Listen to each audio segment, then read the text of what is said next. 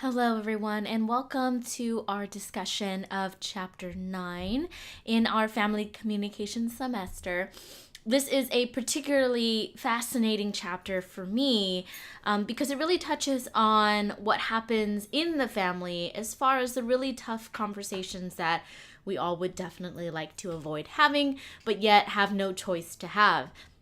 And so, as we go through lecture today, I'll be providing you some real world examples to connect your reading to. We will be talking about religion, spirituality, and how that impacts family construction, family maintenance, and dialogue. And then we will also be talking about the internet and other ideological issues as well, and how they impact the types of conversations that we have in the family. And lastly, we're going to end with discussions of sexuality and how human sexuality discussions play out or don't play out in given family communication settings. So let's go ahead and get started. So there are a couple things that I want to start off with in this lecture. And the most important thing is to ask ourselves, how do we have these really tough discussions? For a majority of us, I think we would love to just have a discussion and then wipe our hands of it and be done. Because most of the discussions that I'm going to talk about today in this lecture are incredibly difficult discussions to have. And so one of the key things you want to remember as you're reading this chapter and taking in this information is that families depend upon communication to maintain their unity and cohesion as a family unit.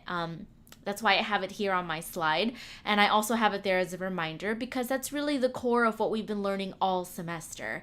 And we can't lose sight of that, especially in a chapter that talks about difficult dialogue in families. So what does this mean? What are the implications of it?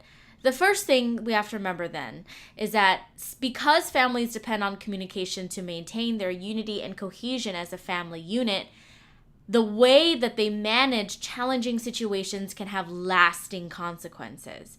Communication really is the foundation for the way a family maintains itself. And if that communication is not conducted in a productive and positive way, it can really damage the family unit as a whole in a lot of ways that we perhaps may not be able to identify right away. It might be a long-term issue. And so what I'm trying to say is no matter what type of family configuration we are a part of, we will have to have multiple tough conversations with our family about a variety of topics such as marriage, sexuality, children, religion, etc. And it's not a bad thing that we have to have these conversations. But what we have to be cognizant of or aware of is that how those conversations are conducted is really what is good or bad. And what we tend to do in families or as human beings in general, I know I do this often, we want to avoid conflict when possible. And so we tell ourselves, you know what, I'm not going to bring up this really tough topic, or I'm not going to bring up this issue because it's going to hurt so-and-so's feelings, or it's not worth the fight that's going to happen. And we attribute it to the topic alone. And yes, maybe the topic, because it's a sensitive topic or a tough topic, naturally will make the conversation more prone to a fight or to conflict. It doesn't necessarily have to be that way. It's more so how we handle these conversations that result in whether or not it's a productive or a good conversation. So remember that those two things are separate, right? Topics themselves of conversation may be tough, but they in and of themselves do not necessarily start conflict. It's how we approach it most of the time and how the other person reacts to it that is indicative of whether or not it will become a negative or heavy, destructive, conflict-oriented conversation. What we also know, stemming from our past conversations that we have had in previous chapters, is that parents' past experiences definitely influence the way they perceive communicating about the issue with their own children. How you feel, for example, about discussing sexuality with your children is heavily influenced by how your parents discussed it with you. And so studies have mentioned in your textbook, and also current Pew research shows us that how our parents handled certain conversations usually dictates how we handle them with our own children. Either we go in the complete opposite direction because we didn't like the way they handled it, or we mimic. We mimic what our parents did to us. But what we have to remember is that you can't rip your past experiences away and assume that those past experiences are not influencing the conversation at hand. So with these principles that we've laid this foundation for, let's move into a more in-depth understanding of religion and spirituality in the U.S. And we'll talk about religion first, and then later we'll go into other topics such as money, sexuality, so on and so forth. But right now, let's focus on religion. The U.S. is, one of the unique countries on this planet that allows and provides families the right, the freedom to worship as they choose. What we do know, given different statistical trends in the past couple years, devotion to organized religion is changing. And while your book states that its hold on younger people is loosening, what we also have to recognize is that this research does not include the very, very, very recent generations, such as how millennial generations are dealing with religion right now, as well as immigrant generations. One very interesting study that I recently read was about Korean American children and how they really were able to integrate into the United States after immigrating from Korea because of their unity and membership in their organized religion, namely Christianity. It was an interesting study done by a Korean American sociologist, and she found that a lot of Korean American immigrants, young immigrants, found Christianity and organized religion in general as a way for them to kind of feel at home or have a place to be as they were integrating into the United States, which for those of you who have parents that are immigrants or you yourself are one, you know how tough it can be to integrate into a new country. So the trends, I think, are still changing rapidly, and that is particularly because of the internet. And we'll get to the internet in a second and how the internet influences the way we view and practice religion. But generally speaking, the reason for why we're even discussing religion here in this chapter is that it gives us family life lessons. Most, if not all, religions provide us general guidelines for how we should live our lives. And namely, they might give us specific guidelines for how we should orient ourselves in our family. How do we act in our families? How do we treat our families? And so this is the reason why we're even looking at religion as an outside influence on the family in this chapter, because it definitely influences how families structure themselves. Generally speaking, religion gives us guidance on who we should marry, how we should get married. It gives us guidelines for how to operate on our marriages. So, for example, most religions will say that marriages should be faithful, that couples should have children, and that those children should be disciplined, and that religions encourage families to worship and pray together most of the time. And so we get these generalized, of course, rules. And of course, these bullet points that I have here are not all inclusive of all religions. I just wanted to give some pretty really broad spectrum things to demonstrate the idea that a lot of these concepts that we get, that we learn about how we should act in our marriages and in our families, is influenced in part by religion or even holy. So let us look. Holy is with a W as in whole, not holy as in Holy. Sorry. I want to make that clear. So let's look at family types in religion and how religion influences different family types. So one of the first things we want to indicate is that different family configurations have most definitely felt pressure from different religious institutions, not just here in the United States, but I think really worldwide. Families are a unit of a society, and families, as we have learned in our previous chapters, are great indicators of the progression of our society. And sometimes, or most of the time, all the time, religious practices, cultural practices need some time catching up to meet the needs of these very quickly changing family configurations.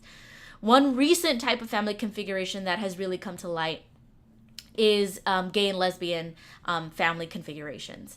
And we do know that gay and lesbian members definitely struggle with more conservative religious groups and churches that oppose their existence or their development into a family, or perhaps do not recognize them as being a family.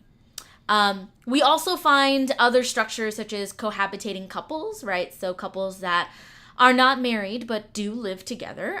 They also might find themselves at odds with a lot of different religions. I myself know of individuals that have moved in together, right, prior to marriage, and felt a lot of pressure from not their parents, but their extended family, who would make comments that perhaps they were, quote, living in sin, end quote, or, otherwise not being religiously pious, right? So it really depends, of course, on everybody's different religious experiences. Again, I'm speaking in very broad terms, but these are some serious challenges that different configurations meet. Other interesting family dynamics come from single moms and dads and those who get divorces or annulments, right? One of the interesting trends that we've been seeing as far as the Catholic Church in the last recent years, when this new Pope has kind of arrived on the scene. I have here a screenshot of one of his Twitter tweets. And he has been known to be most likely the most progressive of popes, at least that I have observed watching, and that even my friends who practice Catholicism have shared with me that they were quite surprised at his stance on certain things, because it does seem that he is deviating a little bit from the generally conservative practices of the Catholic Church. So here's an example where he discusses those individuals that are divorced. He says, quote, "The divorced who have entered a new union should be made to feel part of the church. They are not excommunicated." So basically he's referring to the idea that if you've married and then you've remarried, divorced and then remarried, that you are, very welcome and should be welcome in the Catholic Church, which was something that really wasn't as directly said by other key Catholic religious leaders, especially not the Pope, right? And so I use this as an example of how external religious organizations, so I mean the Pope is probably one of the most famous religious leaders in the world, right? Very easily recognizable for who he is. And so he is an external influence, right? He represents a religious organization and a set of faith and beliefs that families look to for guidance. So I'm sure, for example, a lot of Catholic families will look to him for guidance on their family matters, right? And take his words very seriously. And so that's why I have his tweet up here, because I'm quite sure that many people will take his words very seriously. And he's driving, I think, people to think differently about their families than previous Catholic leaders have. So it's quite interesting. And now let's kind of move on to interfaith families. And so interfaith marriages are when people marry, but they're marrying outside of their religion. So they're either...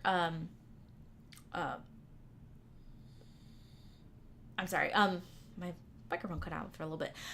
So what we know is that it is on the rise in the United States. The last Pew research poll that I saw that was the most conducive was back in 2014. So I know right now that data is getting a little old, but what I like about this data is that it kind of polled all of the United States instead specific states.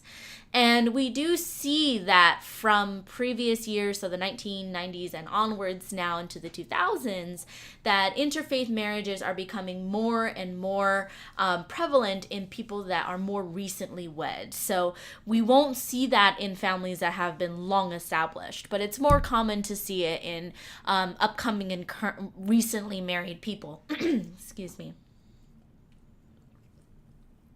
However, of course, as you might imagine, this definitely comes with a higher degree of conflict and divorce rate. And that is, of course, because these couples are no doubt facing very unique obstacles that other individuals with the same religious faith do not face.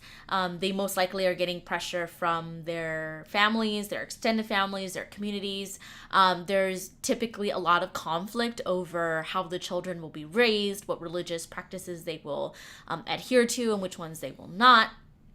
And so it's important to have, of course, open and supportive communication about religious differences and respect for each other's different faiths. However, it can be that's obviously a lot easier said than done.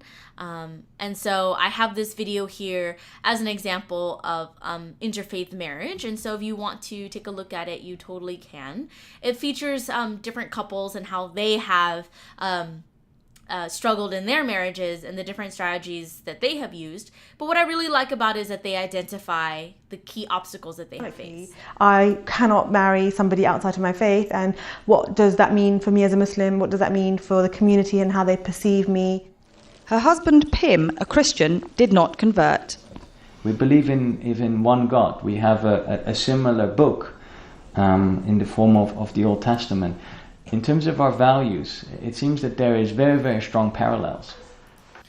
So I recommend that you take a look at that video because I think it does a great job of spelling out some real world conflicts and issues that interfaith marriages have. And then another interesting aspect is women and religion. The reason for why we're focusing on this is because it has become a prevalent issue in a lot of different religious organizations in the United States, and it provides a set of unique obstacles for women. So what we know is that women's rights definitely have been criticized or warped by different religious faiths. And a lot of religious organizations are patriarchal, meaning that they are focused on the governance of men and run and structured from the perspective of men. So one example I can give you, and remember that all religions are not the same, and culture intersectionality needs to be taken into account. But if you, for example, take a look at different Buddhist sects, and I'm saying sects as S-E-C-T, sects as a group. So different Buddhist sects or groups have different practices, right? In the same way, for example, the Christian faith can be broken up into those who are Baptist or Methodist or so on and so forth. And so there are different Buddhist sects or groups that do practice putting their female monks either last in different lines. So for example, when they walk out for prayer, the males are allowed to walk out first and then the females walk out last, regardless of their rank or age in the monkhood. There are still some sects that will not allow females to join the monkhood. So if they wanted to join the monkhood and become nuns or become, a part of the faith, they are not permitted to because they are women. So these are examples of how religious organizations have been historically structured to be patriarchal, right? To prioritize and be in the service of men. And that has really permeated a lot of religious communities here in the United States as well. And so what we have to remember is that our worldview also impacts the extent to which we see other religions as oppressive on the family and how we compare it to the level of oppression we feel on ourselves. So there are a couple examples I want you to take a look at here that I think do a very great job of explaining these very complex issues. So I'm going to go to this one on the left right here first. And I love this video a lot because it features a debate about women wearing the hijab. And it's not where you think it would be. It's actually in France. So the woman on the left, her name is Miriam Francois Sarah. She is a French Muslim. And the woman on the right is also a Muslim woman, but she believes in not wearing the hijab because she sees it as oppressive. And Miriam, the woman on the left, makes this argument that for those who see different things as oppressive, it's important to look at our own state of being. One example that I can give you as far as how individuals who are not too familiar with Islam in general and Muslim women in general tend to see Muslim women covering their hair or covering their face as oppressive. And one of my Muslim women, female friends, has kind of remarked to me that she doesn't feel as oppressed. And if anything, she feels that American women are more oppressed because in our media and in our society, women are often seen as sexual creatures, right? And that their value comes from how attractive they are. And so we can, from that example, we can kind of see that oppression can look differently from different perspectives. And it's important to have a holistic version of our ideals and other people's ideals in order to truly understand how they affect family communication. So let me show you this video real quick so you can kind of understand. I'm not, of course, going to show you the whole thing right now because I do want to get through this lecture. But again, here's Miriam Francois Sarah. She talks about wearing her hijab. She says that she loves wearing it as a symbol of her culture and her religion. And she sees it as something that empowers her, right? It kind of connects her back to her culture and her religion, even though she, especially because she resides in France. And so the other woman sees it as something that is oppressive. And I really think that this is a good video for you to watch so that you can understand the complexities of religion on identity and ultimately on the family. To say that there's one easy answer on how religion impacts families, that's not an answer that I think anyone can really give you. But using the guiding principles that we've learned in this class, it's important to understand how our worldview impacts our sense of identity and how that identity moves and operates and works in our family structures. Xenophobia, anti-Muslim sentiments. And I think in many ways the veil has come to epitomize European xenophobic fears. And this is where, although I think this discussion is very important internally within the Muslim community, and I think it's very important that there is diversity there, I'm not sure that it's the right time when we have reports coming out, as we just have, showing that a Muslim woman is 65% less likely than a white Christian counterpart to find employment in this country, at a time where we have increasing numbers of women being attacked for their visibility as Muslim women. Is this the right time to say that their visibility is the problem? So you can also see over here that this woman makes the case that the hijab sets up Muslim women for domestic violence. So let me play a small clip of that. Turn up at my door. One was fully veiled and grossly abused behind that veil. So I'm also saying that you know, we have to be able to talk about this thing as we are free to talk about the implications of some of the clothes, other clothes. And beyond, I think the clothes are a very important part of everybody's lives and the messages. I don't think it's a side issue at all. Oh. So you can see there that these opposing viewpoints are very important. And there's another example here that involves a Christian pastor discussing with a woman who is a sex worker. And so it's really interesting to see the different ways that women and religion interact. For example, very rarely do we have conversations about how men dress, right, in religious settings, but it's quite common to have conversations about how women dress in religious settings. And that is because, of course, women historically have been seen by a variety of cultures as primarily sexual creatures.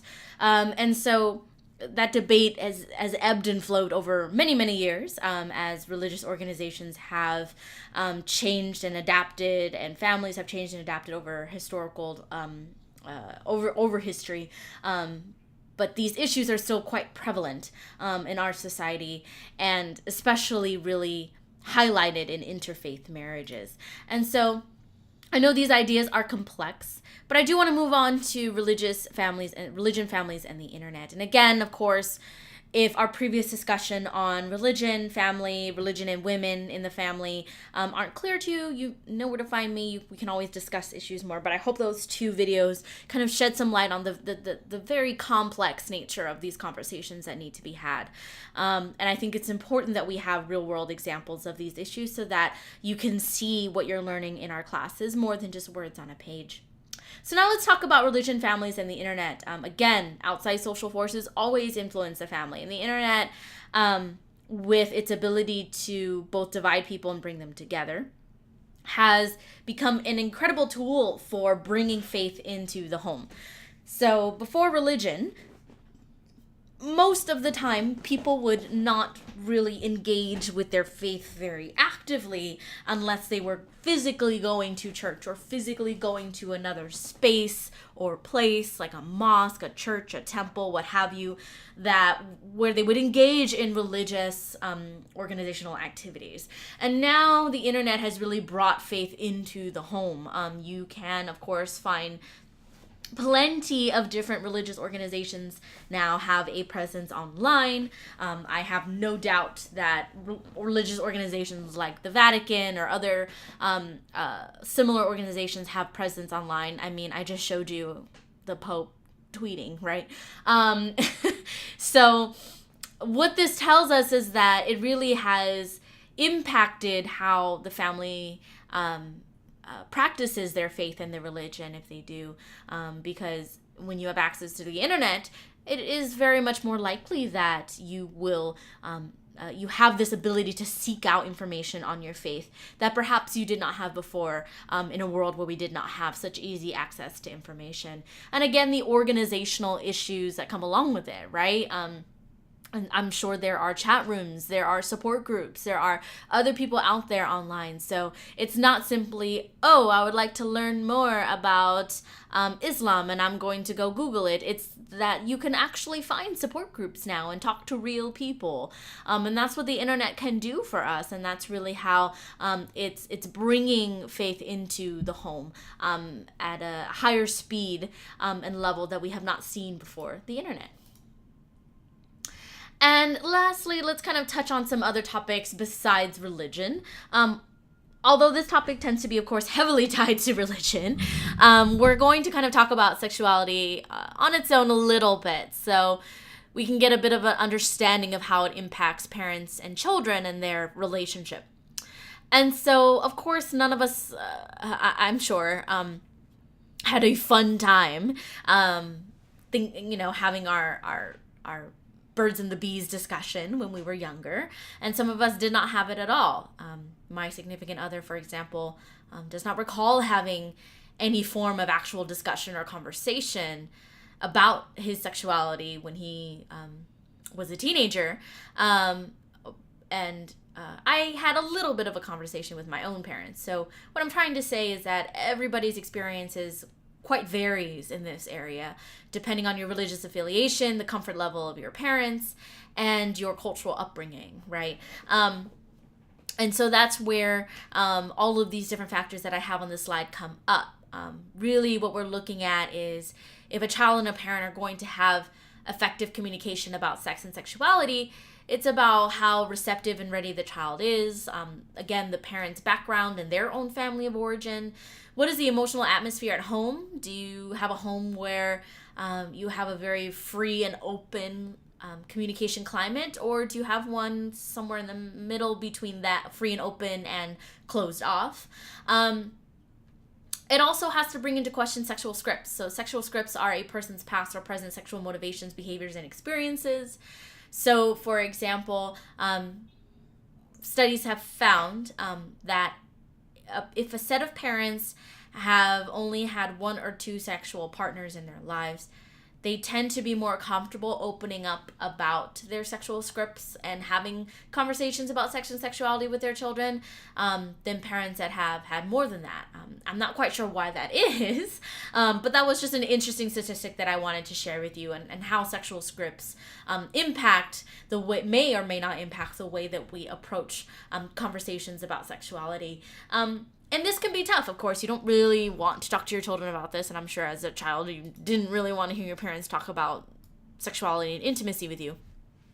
So the book gives us, of course, some great guidelines. I won't go through all of them. I'll touch on some key ones here, but they have some great guidelines on how we would originally approach this conversation. And one of the interesting ones for me is begin discussions about sex when children are young. It's quite interesting because, even our sexual education, our sex ed in K through 12 varies from district to district, from state to state, right? Not every child really gets the same level of education, which I thought was really interesting when I was talking to a couple of my close friends that teach in the K through 12 areas. Some of them teach in different districts, some of them teach in different states. And some of them will say, oh, we have one day, where we split up the boys and the girls and we, present them with evidence about puberty. But then no discussion of sexual behaviors or what it means to be sexually active and so on and so forth. Other schools will say, no, like I have, our school has full conversations about being sexually active, the responsibility that comes along with it, so on and so forth. And other schools, I was surprised to find, had little or no sex ed at all. And of course, every school has different resources that allow or do not allow that to happen. But what we do know is that children tend to have varying experiences when it comes to discussions on sex and sexuality and intimacy. One of the other interesting things that is listed in your textbook is that all children should be part of this dialogue. Don't just talk to daughters. We do find that there is a trend that parents tend to, quote unquote, trust their their boys more. And so there isn't that direct conversation about what it means to be sexually active and the responsibilities that come with it. However, parents are much more likely to have these full conversations with their daughters, right? And of course, that's obviously because we live in a world where females are much more likely to be targeted for sexual violence, and so that's not surprising to me that would be the case. And of course, we, as I mentioned before, tend to view females as more likely to be victims of sexual assault as well as sexual creatures. And so it's not common to see that, but it's an important guideline. And I think that it's great that your book has that in there. And of course, it's important to reduce a defensiveness and pay attention to nonverbal behaviors, right? This doesn't have to be a full-on 2-hour conversation with your child, or you and your parents don't need to have a 2-hour conversation for it to be successful. It could be something very short and quick, 10 to 15 minutes, 20-minute conversation. And you need to pay attention to those nonverbal cues, because how do you know your child is being receptive, or that you yourself are not plugging in your own sexual script and experiences into the conversation if you're not paying attention to nonverbal cues? So these are some really awesome guidelines to take a look at. And so really now I want to move into sexual communication between partners. One expectation of marriage is that intimacy, social support are communicated through sex. And oftentimes you'll find plenty of studies that link marital satisfaction to compatibility of sexual desires and the level of sexual activity that couples, like a particular couple, will experience. And so there are a couple types, of course. We have the traditional marriage type and the peer marriage type. And please don't think that any of you who are currently married or aspire to be married or have been married have to fall anywhere in just one of these categories. I like to see them as a continuum. So we have the traditional side of the continuum where male and female roles are divided into expected and stereotypical ways based on gender expectations. and peer, where both partners have equal control and equal influence. So let me give you an example. And again, I love having these conversations with people because it really helps open up my worldview on the different ways that family configurations are presented to us. And so I had a pair of friends that were married, and this is also an example of how religion also ties into the way that we behave in our families. So they were both incredibly devout Christians, and they were very upfront about their faith and very active in their church. And they had what we call a traditional marriage, where male and female roles are divided in very stereotypical ways. So one example of that I saw in their communication was that the husband was permitted to kind of tell his wife what to what to dress in, and that he was able to tell her that if he didn't want her to wear a particular thing or look a certain way, she would go change. And I remember thinking that to be, very strange to me, because I'm used to more the peer type of marriage. And so one morning, she and I went out to do some yoga. And so we were in, yoga clothing, leggings and t-shirts and whatnot. We come back to her house, and we were going to go just grab a quick bite to eat. Nothing big. We were both hungry. And he was home at the time. And so we dropped off all our stuff, and I offered to carpool over to, a restaurant. And he stopped her immediately and said that she needed to change. And she said, well, I'm just, going around the corner to get tacos, with Ava, I'm not going anywhere. And he said, well, you can't go out looking like that. That's not okay. And of course he was referring to her yoga clothes. And I thought it was quite interesting because, I was also dressed in yoga clothes, so I felt super awkward. But that was just a great example of the differences of how you can see in different communication behaviors the types of marriages that people have about one another, in the way that they talk to one another, really reveals the different marriage type they had. So from that, I could tell, they must have at least a somewhat traditional, if not very traditional, marriage type. And she did go change. And so that experience really helped illuminate for me the differences between these two types. Pure marriage types tend to be where partners have equal control and equal influence. And it's interesting, of course, because satisfaction tends to be linked to infidelity, but we also know, and I would like to add to your textbook's discussion of this, that infidelity can happen for a multitude of different reasons, right? We tend to link it to satisfaction of the marriage, but of course it's probably far more complex than that, than we know. And some people engage in infidelity for a variety of other reasons that don't necessarily have to do with the satisfaction of the marriage itself. I'm sorry about that. My dog is not a big fan of the mailman. I'll have to have a tough conversation with him later. So let's talk about sexual communication in culture. Broad spectrum, what you need to know is that racial and ethnic groups interpret sexual communication in different ways. And so because of the complexity of this topic and the variation that comes along with it, there really is no holistic, adequate theoretical model that accurately depicts racial and ethnic differences and similarities in sexuality. What we do know is that we have limitations on those studies. Most sexuality studies have used middle-class white people in the United States. That's why, for example, when most of the data we have, a formal research for example, gay and lesbian family configurations are from middle-class white gay and lesbian families, and not necessarily from other groups.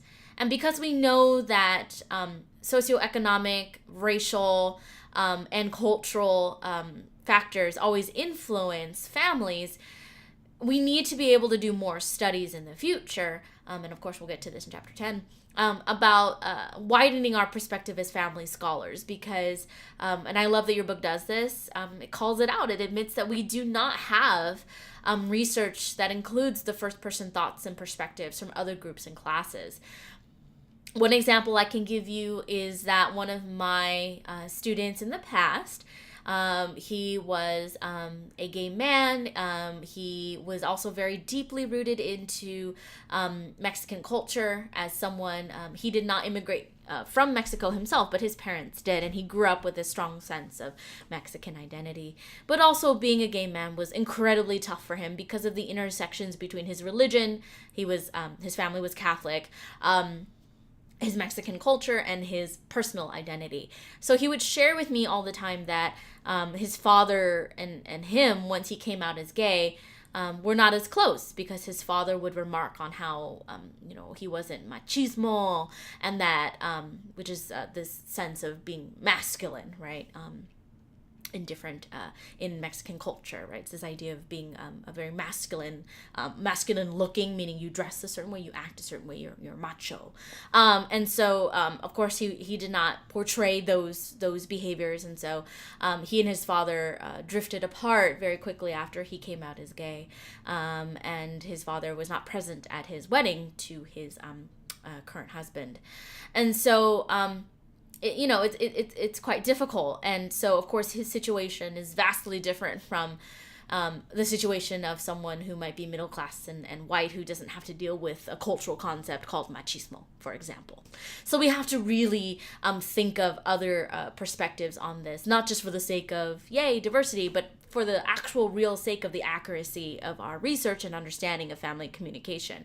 There are a wide myriad of different experiences, and I'm sure some of you may have experienced them in your own families and your marriages, or the marriages of your parents. And so the complexity really calls for more further research and diving in depth to that. And lastly, let's end on some other fun but not so fun, challenging dialogues in the family. The number one reason for why a lot of couples fight or get divorced even is financial matters. We have this kind of idea in society that it's kind of dirty or taboo to talk about money. Or that if you're talking about money, that means you have money issues, you don't have any. We associate a lot of shame with money, right? So if you don't have a certain amount, or if you have to talk about it, or you have to do things like borrow loans, there's a sense of tabooness that comes along with it, where it's not easy for us to share conversations about money.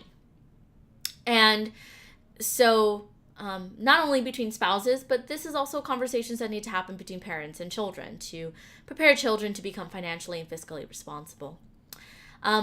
Illness is another one. Families tend to really not talk about illnesses a lot. Those are, of course, incredibly tough conversations to have. And so what we know is that each family has to kind of make up their own rules with how they discuss or not discuss certain individuals' illnesses. And, of course, death is another really tough conversation to have. We tend to express ourselves more non-verbally when it comes to dealing with death than we do verbally. And what we tend to do with nonverbal communication when someone is at the near end of their life or have passed on is that we express emotions. We express that sadness that we feel, anger, frustration, whatever the case may be. We also convey relational messages. Remember, relational messages are about relationships. So they are messages that say things like, I love you, I care about you. And managing interaction, saying goodbye to someone, right, when they have passed on, providing support and offering a way for the loved one to transition to death, right? And so we rely more on nonverbal communication in this realm because, of course, verbally discussing it can be incredibly difficult. So now that we've kind of discussed this chapter, I hope that you get a little bit more of a sense on what it means to have tough dialogues in the family. Of course, because this is such an in-depth topic, one chapter does not do it justice. So I definitely feel like, I wish I could talk about this more, but we don't really have time to deep dive into every single topic. But hopefully my video examples and my discussion today have helped you critically think about the tough conversations we need to have in families, how religion impacts our family types and how we approach religious affiliation in our family, the different obstacles that people in interfaith families and women have when it comes to the intersection between religion and family, and how the internet also speeds up bringing faith into the home. And lastly, we talked about sexuality, finances, illness, and death as complex topics to cover in any given family situation. And remember, as I said before, this chapter is important because it reminds us of one key thing, which is that communication is what we use to create and maintain relationships. So it's not necessarily the topics themselves that are tough, it's how we approach them. So that's why I gave you some guidelines on how to approach having tough conversations about sex and intimacy with children. That's why we identified obstacles to healthy relationships when it comes to interfaith marriages. So that's really the utility of this chapter, that it provides us these big overviews and of these challenges and of these possible solutions. So I hope this has been helpful for you. If you need any more help or support with this chapter, you know where to find me. Until next time, I will see you all later. Bye.